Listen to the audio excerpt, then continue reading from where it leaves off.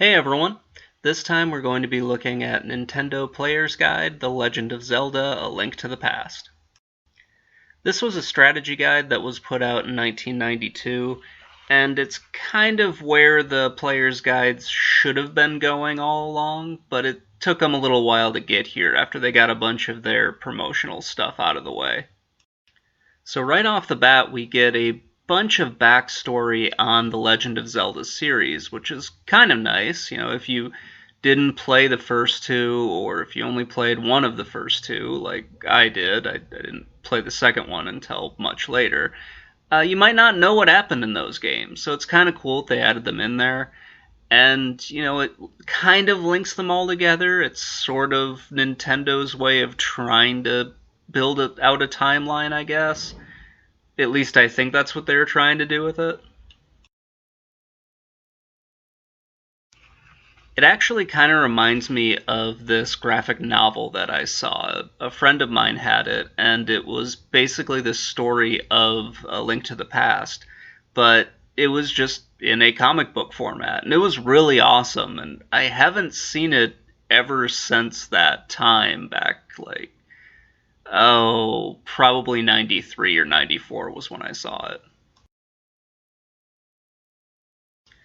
So while this is just kind of your standard strategy guide, it shows you the overlays of all the different levels, gives you a world map, and shows you where all the key items and everything are. There's more to it than that. They actually seem to be using this to kind of build out the lore of the game and kind of expanding on the story a little bit more.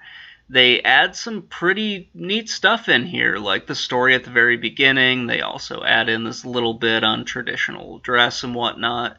And they just seem to be adding more and more stuff to it to kind of give you more of an immersion in this world and make it feel like a real place or some, imaginary, not really imaginary, but some place where you could, in theory, go to and you'd find all of this stuff. It's kind of a nice way of doing it, and just making you feel like it's more than just just a fun game that you would play on the weekend.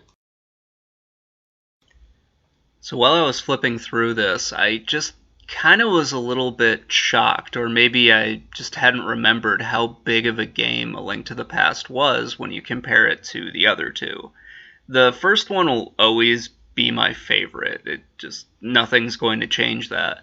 But it's a relatively small game when you compare it to the SNES version. Or maybe I've just played the first one way too many times, so it just kind of feels a little bit smaller. I don't know.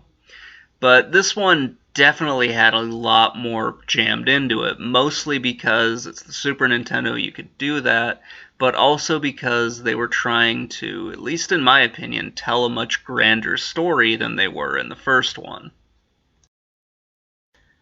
And I do remember a quote from another book that I read where they said that, story's not really the thing that they're thinking about with these. They're generally looking at the Zelda games as just individual stories. But this one feels much more fleshed out, like they went into it with with an idea or with a plan.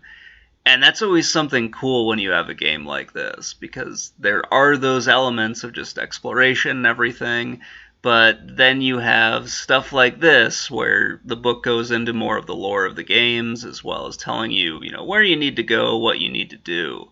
And it's just one of those cool things about video game history when you find something like this that just adds more onto a game that you really like. I am kind of interested to go back and look and see just how well the very brief timeline that they laid out actually holds up. I'm guessing not so well anymore, but whatever.